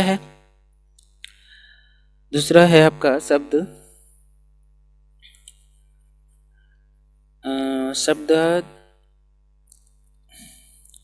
तत्र प्लस एव, तत्र प्लस एव क्या हो जाएगा शब्द तत्रैव हो जाएगा, क्या हो जाएगा तत्रैव। ठीक है ना। तो ये आपके उदाहरण थे। ओ अ वाला देख लेते हैं। अ वाले में जैसे है महा प्लस औषधि, महा प्लस औषधि, महा प्लस औषधि। तो यहाँ देखिए क्या आ गया आ गया और यहाँ क्या है औ, यहाँ क्या है औ। तो आ और औ मिलेगा तो क्या हो जाएगा औ हो जाएगा केवल। तो शब्द क्या बन जाएगा महोषधि, क्या हो जाएगा महोषधि। ठीक है। इसके बाद आ गया महा प्लस ओज, महा प्लस ओज तो क्या हो जाएगा महोज। ठीक है, क्या हो जाएगा महोज। ठीक है, ओ आए चाहे अ आए दोनों का हो जाएगा। इसके बाद शब्द वन प्लस औषधि आ जाए, वन प्लस औषधि तो क्या हो जाएगा आपका वन औषधि हो जाएगा, क्या हो जाएगा वन औषधि। तो ये आपके दो संधियां थी और दोनों संधियां खत्म हुई। आपके जो परीक्षाओं में पूछे गए हैं उनको कुछ देख लेते हैं जो वृद्धि संधि से पूछा है। इसके बाद नेक्स्ट टॉपिक शब्द रूप को देखेंगे।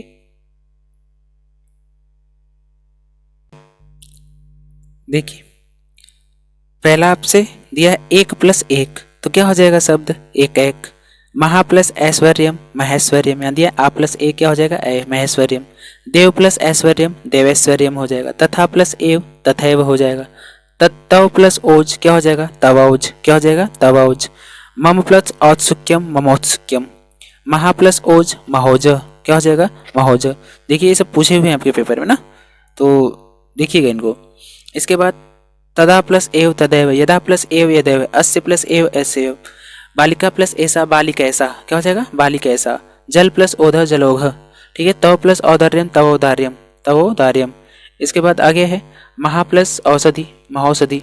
सदा प्लस एव सदैव। गोप प्लस ऐश्वर्यम गोपैश्वर्यम।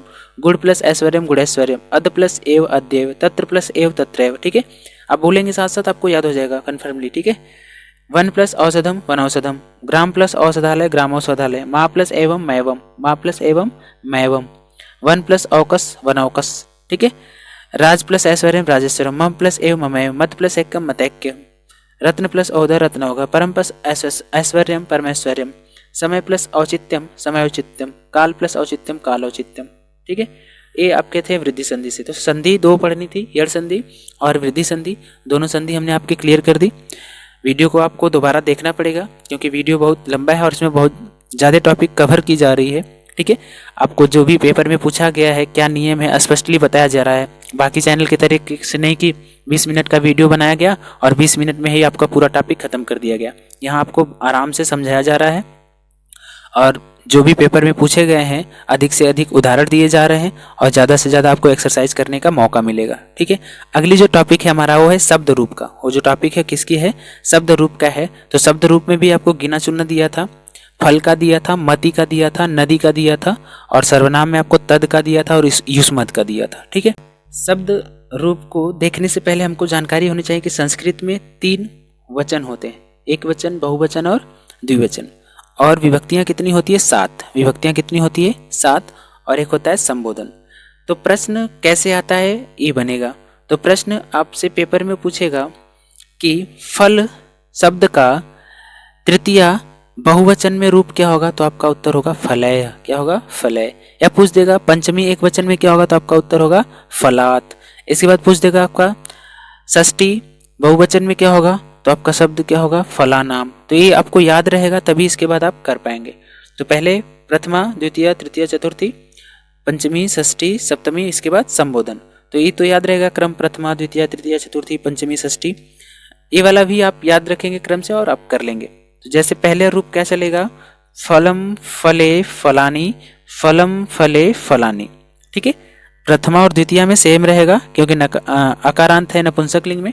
तो पहले शब्द एक वचन में क्या है फलम, द्विवचन में फले और तीन वचन में फलानी। तो फलम फले फलानी, फलम फले फलानी। इसके बाद तृतीया स्टार्ट होगा। तो तृतीया कैसे स्टार्ट होगा? तृतीया स्टार्ट होगा एक वचन में फलेन, द्विवचन में फलाभ्याम, त्रिवचन में फलय। ठीक है, फलेन फलाभ्याम फले। चतुर्थी में फलाय, क्या होगा? फलाय, द्विवचन में फलाभ्याम और फलेभ्य। इसके बाद पंचमी में क्या होगा? फलात, पंचमी में क्या होगा? फलात, फलाभ्याम, फलेभ्य। ठीक है, षष्ठी में फलस्य, फलयो, फलानाम, फले, फलयो, फलेषु, हे फल, हे फले, हे फलानी, हे फल, हे फले, हे फलानी। एक बार रिपीट करेंगे मेरे साथ। फलम फले फलानी, फलम फले फलानी, फलेन फलाभ्याम फले, फलाय फलाभ्याम फलेभ्यः, फलात् फलाभ्याम फलेभ्यः, फलस्य फलयो फलानाम, फले फलयो फलेषु, हे फल, हे फले, हे फलानाम। तो आप चाहे तो एक ट्रिक है, ट्रिक से आपसे षष्ठी का ज़्यादा पूछता है तो षष्ठी का पूछेगा तो नाम या आम, नाम या आम। तो फल में नाम लगाएंगे तो शब्द क्या बनेगा? फलानाम। राम लगाएंगे तो फला नाम, ये शब्द अच्छा नहीं लग रहा है। आम लगाएंगे तो फला आम नहीं, फला नाम, शब्द क्या होगा? फला नाम। ठीक है, ये षष्ठी में। और सप्तमी में क्या होगा? एशु, फलेशु। ठीक है, एक वचन में क्या होगा? फलात। आप इसको जान ट्रिक मत लगाइए, 2-4 बार पढ़ेंगे इसके बाद आपको खुद ही याद हो जाएगा। दूसरा रूप है मति का। तो मति का रूप कैसे चलता है? तो मति का रूप फिर वही क्रम याद रखेंगे, प्रथमा द्वितीय तृतीय चतुर्थी पंचमी षष्ठी सप्तमी संबोधन, और इसका रूप याद रखेंगे। मतिह, मति, मतयः। ठीक है, विसर्ग लगाए। मतिह, मति, मतयः, मतिम, मतिम, मति, मतिः, मतिम, मति, मति। याद रखिएगा, यहाँ पहले में क्या है? छोटी है, और यहाँ द्वितीय बहुवचन में क्या है? बड़ी है। फिर मत्या मतिभ्याम मतिभि, मत्या मतिभ्याम मतिभि, मत्ते मते मतिभ्याम मतिभ्यः, मत्याह या फिर मते मतिभ्याम मतिभ्यः, मत्याह मते मत्योः मतीनाम, मत्याम मतौ मत्योः मतीषु, हे मते हे मति हे मतयः, हे मते हे मति हे मते। एक बार फिर बोलेंगे मेरे साथ। मतीह मति मतयः, मतिम मति मतिः, मत्या मतिभ्याम मतिभि, मत्यः मते। ठीक है, दोनों लिख सकते हैं। मत्यः मते मतिभ्याम मतिभ्यः, मत्याह मते मतिभ्याम मतिभ्यः, मत्याह मते मत्योः मतीनाम, मत्याम मतो। ठीक है, मत्यो मतीषु, हे मते हे मति हे मतयः। इसके बाद जो रूप है वो है मधु का। तो मधु का रूप कैसे चलेगा? मधु मधुनी मधुनी, मधु मधुनी मधुनी। नपुंसक में प्रथमा और द्वितीय सेम होती है। मधु मधुनी मधुनी, मधु मधुनी मधुनी। ठीक है, इसके बाद रूप चलेगा मध्वा मधुनुभ्याम। 5 लकारों में आपको पढ़ना है। तो 5 लकार में लट लकार होता है। तो लट लकार 3 पुरुष होते हैं, प्रथम पुरुष, मध्यम पुरुष और उत्तम पुरुष। एक वचन, द्विवचन और बहुवचन, एक वचन, द्विवचन और बहुवचन आते हैं। तो यहाँ से आप का जो पहला रूप चलेगा, लट लकार में रूप चलता है पठति पठतः पठन्ति, पठति पठतः पठन्ति, पठसी पठतः पठत, पठामि पठाओ पठामा। ठीक है, एक बार बोलेंगे मेरे साथ। पठति पठतः पठन्ति, पठसी पठतः पठत, पठामि पठावः पठामा। इसके बाद लिट लकार में भविष्य काल। ठीक है, भविष्य काल में रूप कैसे चलता है? तो पठिष्यति पठिष्यतः पठिष्यन्ति, पठिष्यसि पठिष्यतः पठिष्यत, पठिष्यामि पठिष्यावः पठिष्यामः। फिर इसके बाद लंग लकार भूतकाल में कैसे चलता है? तो अप से चलता है अपठत अपठताम अपठन, अपठः अपठतम अपठत, अपठम अपठाव अपठाम। इसके बाद लोट लकार। ठीक है, आज्ञार्थक के अर्थ में, कामना के अर्थ में। तो इसका रूप चलता है पठतु पठताम पठन्तु, पठतु पठताम पठन्तु, पठ पठतम पठत, पठानी पठाओ पठाम, पठानी पठाओ पठाम। इसके बाद विधिलिंग में चलता है। तो चाहिए के अर्थ में चलता है विधिलिंग में। तो विधिलिंग में रूप कैसे चलता है? विधिलिंग में रूप चलता है पठेत पठेताम पठेयु। ठीक है, पठेत पठेताम पठेयु, पठेय पठेतम पठेत, पठेयम पठेव पठेम, पठेयम पठेव पठेम। ऐसे रूप चलता है आपका विधिलिंग में। इसी प्रकार से गम का चलेगा तो गच्छति गच्छत, लिख का चलेगा तो लिखती लिखत। ठीक है, क्रीड का चलेगा तो क्रीडति क्रीडत, पा का चलेगा तो पीबती पीबत। ठीक है, इसके बाद दृश्य का चलेगा तो पस से चलेगा। ठीक है, तो पश्यति पश्यत पश्यन्ति, पश्यसि पश्यस, पश्यत पश्यामि पश्याव पश्यामः। ठीक है, इसके बाद लोट लकार में चलाएंगे तो पश्येत पश्येताम पश्येयु, पश्येह पश्येताम पश्येत, पश्येयम पश्येह पश्येम, ऐसे ही रूप चलेगा। ठीक है ना। जैसे देखिए हस का दिया है, हसती हस्त हसंती, हस्ती हस्त हसत, हसामी हसाव हसामा। लिट लकार में हसिष्यति हसिष्यत हसिष्यत, हसिष्यसि हसिष्यस हसिष्यत, हसिष्यामि हसिष्याव हसिष्याम। ठीक है, पट धातु की तरह ही चलेगा। तो इनको आप याद रखेंगे कि आपके सामने देख लीजिए विजिबल हो जा रहा है। लट लकार में चलेगा ऐसे, फिर इसके बाद लिट लकार में, फिर इसके बाद लंग लकार में, इसके बाद आपका लोट लकार में, फिर विधिलिंग। दृश्य का कैसे चलेगा, पश्यति पश्यत, और लिट लकार में इसका थोड़ा अलग हो जाता है, तो याद रखेंगे द्रच्छति द्रच्छत द्रच्छन्ति, द्रच्छति द्रच्छत द्रच्छन्ति। यहाँ भी प्रश्न ऐसे ही पूछेगा कि दृश्य धातु का लिट लकार में प्रथम पुरुष एक वचन में रूप क्या होगा, तो बोलेंगे द्रच्छति, आप आंसर लिखेंगे। ठीक है, तो द्रच्छति द्रच्छत द्रच्छन्ति, द्रच्छसि द्रच्छत द्रच्छत, द्रक्ष्यामि द्रक्ष्याव द्रक्ष्याम, द्रक्ष्यामि द्रक्ष्याव द्रक्ष्याम। इसके बाद बाकी सब सेम चलेगा। लट लकार में वही अपश्यत अपश्यताम अपश्यन अपश्य अपश्यतम अपश्यत अपश्यम अपश्याव अपश्याम, ऐसे रूप चलेगा। फिर इसके बाद पश्यतु पश्यताम पश्यन्तु पश्य पश्यतम पश्यत पश्यानि पश्याव पश्याम, ऐसे रूप चलेगा। ठीक है, तो ये धातु रूप थे। इसके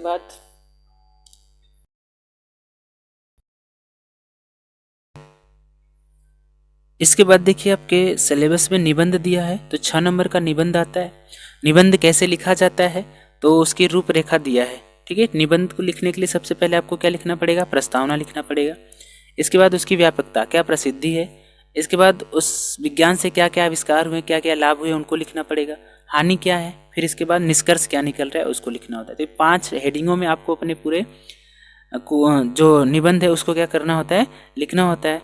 जैसे प्रस्तावना में क्या लिखेंगे, तो क्या क्या उससे जानकारी, जैसे देश की दूरी नापने वाली रेलगाड़ी, व्योम के वक्षस्थल पर निहार करने वाली वायुयान, शब्द के समुद्र को विद्युत सरिता में प्रवाह सीमित करने वाला रेडियो टेलीविजन, ये सब किसके कारण संभव होते, विज्ञान के कारण संभव है। और एक इसकी प्रस्तावना में लिखेंगे। जिसकी व्यापकता क्या है, तो आज का जीवन ऐसा कोई क्षेत्र नहीं जहाँ विश्व का कोई ऐसा कोना नहीं है जहाँ पर कोई व्यक्ति नहीं जा सकता है या फिर विज्ञान न हो। ठीक है, ऐसा कोई कोना नहीं जहाँ पर विज्ञान नहीं है। ठीक है, हरि व्यापक सर्वत्र माना जा सकता है, तो विज्ञान भी सर्वत्र मानी जा सकती है। जिधर देखता हूँ उधर तू ही तू है, न तेरी खुशबू न तेरी सी बू है। ठीक है, तो विज्ञान के लिए कहा गया है, क्या क्या आविष्कार किए गए हैं, क्या क्या विज्ञान से लाभ है, इन सब चीज़ों को आप निबंध में लिखेंगे। ठीक है, जैसे विज्ञान पर आ जाता है, तो विज्ञान पर निबंध लिखने के है तो पहले आप ऐसे लिखेंगे प्रस्तावना, फिर व्यापकता लिखेंगे, विभिन्न आविष्कार, विभिन्न क्षेत्रों में क्या इसका लाभ है। ठीक है, क्या हानि है। फिर इसके बाद क्या लिखेंगे, उपसंहार लिख देंगे। क्या लिख देंगे, उपसंहार। उपसंहार में मतलब निष्कर्ष क्या निकला। ठीक है ना। इसके बाद राष्ट्र प्रेम पे आ जाता है, तो राष्ट्र प्रेम पे आ जाता है तो आप इस प्रकार से लिख देंगे। ठीक है, एक बार इसको पढ़ लीजिएगा, आप वीडियो को पॉज करके, आपको याद हो जाएगा। एक बार कहानी के तरीके से इसको पढ़ना है, फिर इसके बाद तो आप क्लियर कर ही लेंगे। समाचार पत्र पे आ जाता है। ठीक है, कोरोना पर चल रहा है तो कोरोना पर आप लिख सकते हैं। ठीक है, तो इसके बाद खंड काव्य होता है एक, और उस खंड काव्य से 3 नंबर आते हैं, तो वो भी फिक्स ही नंबर है, आपको बस पढ़ना है। आपका जो खंड काव्य है गाजीपुर के लिए निर्धारित, उस खंड काव्य का नाम है मुक्तिदूत। और मुक्तिदूत खंड काव्य में कुल 5 सर्ग हैं, और उन 5 सर्गों को आपको पढ़ लेना है। और यहाँ से आपसे पूछ देता है कि प्रथम सर्ग का कथानक लिखिए, तो प्रथम सर्ग का कथानक लिखेंगे। ठीक है, इसमें महात्मा गांधी के बारे में बताया गया है, तो प्रथम सर्ग में क्या क्या हुआ उसको लिखना पड़ता है। तो प्रथम सर्ग में देखिए क्या हुआ। प्रथम सर्ग में कवि ने महात्मा गांधी को युग पुरुष के रूप में स्वीकार किया गया है। ठीक है, उनके चरित्र की महानता का वर्णन किया गया है। महात्मा गांधी ही नहीं बल्कि संपूर्ण विश्व के संकटों का निवारण के लिए अवतरित हुए, जिस प्रकार कृष्ण, गौतम बुद्ध, ईसा मसीह, गुरु साहब, गोविंद साहब, ये सब इनके बारे में बताएगा। तो पहले सर्ग को पढ़ेंगे और इसके कहानी को अपने दिमाग में क्या कर लेंगे, फिट कर लेंगे, और यहीं से प्रश्न आपके पेपर में आ जाते हैं। ठीक है, यहीं से आपके पेपर में प्रश्न क्या हो जाते हैं, आ जाते हैं। इसके बाद द्वितीय सर्ग को पढ़ेंगे, द्वितीय सर्ग की कहानी को समझेंगे। ठीक है, प्रश्न ऐसे आ जाता है कि मुक्तिदूत खंड काव्य के द्वितीय सर्ग का कथानक अपने शब्दों में लिखिए, तो उसको अपने शब्दों में लिखना होता है। तो जब एक बार देखे रहेंगे तब तो उसको अपने शब्दों में लिख पाएंगे। ठीक है ना, देख लीजिएगा खंड काव्य। ठीक है, वीडियो पॉज करके पढ़ लीजिएगा। इसके बाद तीसरा सर्ग, तीसरे सर्ग को भी पढ़ लीजिएगा। यह है तीसरा सर्ग। इस सर्ग में भारत के विपन्नता और अंग्रेजों के अत्याचारों का वर्णन किया गया है। चतुर्थ सर्ग दिया है, इस सर्ग में गांधी द्वारा चलाए गए विभिन्न आंदोलनों का वर्णन किया गया है, इसलिए चतुर्थ सर्ग को क्या बोलते हैं, आंदोलन सर्ग बोलते हैं। ठीक है, ऐसे भी प्रश्न पूछ लेता है। इसके बाद पंचम सर्ग में अंग्रेजों की निराशा का वर्णन किया गया है। ठीक है, द्वितीय विश्व युद्ध समाप्त हो जाने के बाद जो भी है उसका प्रश्न दिया। ठीक है, प्रश्न कैसे पूछ देता है कि मुक्ति, देखिए पूछा हुआ है ना, बहुत बार पूछा हुआ है कि मुक्ति दूत खंड काव्य के तृतीय सर्ग का कथा संक्षेप में प्रस्तुत कीजिए। तो तृतीय सर्ग में क्या हुआ, तो तृतीय सर्ग में क्या किया गया है, विपत्तता और अंग्रेजों के अत्याचारों का वर्णन किया गया, उसको संक्षेप में समझा देना है। ठीक है, फिर इसके बाद प्रश्न पूछा है एक मुख्य पात्र की चारित्रिक विशेषताएं क्या है, तो गांधी जी के बारे में आपको लिखना है। पूरा पढ़ेंगे तो गांधी जी के बारे में पता ही चल जाएगा। फिर कह रहा है मुक्तिदूत खंड काव्य की कथा वस्तु को संक्षेप में समझाई, तो 5 सर्गों को संक्षेप में समझा देना है, हल्का फुल्का। ठीक है, ज़्यादा बड़ा नहीं लिखना है, 3 नंबर का है तो थोड़ा बहुत समझा देंगे कि पहले सर्ग में क्या हुआ, द्वितीय सर्ग में क्या हुआ, तृतीय सर्ग में क्या हुआ, चौथे सर्ग में क्या हुआ। ठीक है, तृतीय सर्ग में क्या हुआ, अत्याचार हुए अंग्रेजों के, चतुर्थ सर्ग में आंदोलन हुए, 5वें तलंग में, ठीक है, 5वें वाले में क्या हुए, 5वें सर्ग में अंग्रेज परेशान हो गए। ठीक है, अंग्रेजों को निराशा मिली, तो इन्हीं सबको लिखना है। और आशा नहीं बल्कि पूरा विश्वास करते हैं कि ये वीडियो आपके लिए काफ़ी हेल्पफुल होगा, और वीडियो को अपने दोस्तों के साथ ज़्यादा से ज़्यादा शेयर कीजिएगा। इस वीडियो से आपको टोटल 34 नंबर गेन होने हैं और 34 आउट ऑफ 34 आप प्राप्त करेंगे। वीडियो को आप 1 बार 2 बार देखिए, 3 बार, जब भी आपको खाली समय मिलता है वीडियो को पूरा देखिए। ठीक है, और परीक्षा देने से पहले तो एक बार ये पूरा वीडियो आपको देखना है। ठीक है, जब आपका एग्जाम होगा 24 तारीख को, तो उससे पहले इस वीडियो को देखना है। ठीक, 24 मार्च से आपका एग्ज़ाम है। ठीक है, तो मेहनत अभी स्टार्ट कर लीजिए, और ये 1 महीने की मेहनत जो है रंगत ला देगी। आपकी मार्कशीट कुछ और कहेगी। जब आपकी मार्कशीट में 90%, ठीक है, 85%, 95% होंगे तो आप खुद देख करके उससे मोटिवेट होंगे और आगे अपने भविष्य के लिए सोचेंगे। 12th में भी अच्छा गेन करेंगे। हमेशा आपके अंदर जुनून ही रहेगा कि नहीं हमें कुछ अच्छा करना है, क्योंकि जो एक बार ऊपर आ जाता है उसका नीचे जाने का मन नहीं करता। अगर आपका 95% आ जाएगा तो आप चाहेंगे कि 96 हो, 95 से नीचे न जाए। तो इसलिए मार्क्स लाना ज़रूरी तो है ही, क्योंकि उसको देखने से मोटिवेशन मिलता है, लेकिन उसको लाने के लिए आपको क्या करना पड़ेगा, मेहनत करना पड़ेगा। देखिए आपके लिए हम रात के 12:24 हो रहे हैं, वीडियो को रिकॉर्ड कर रहे हैं। कितना लंबा वीडियो है देखिए, लगभग 2-पौने 2 घंटे लगभग लंबा वीडियो होने वाला है। तो 2 घंटा ऐसे गया, फिर इसके बाद इसको एडिट करना, इसको अपलोड करना, कितना टाइम खर्च हो रहा है, तो सब हम आपके लिए कर रहे हैं।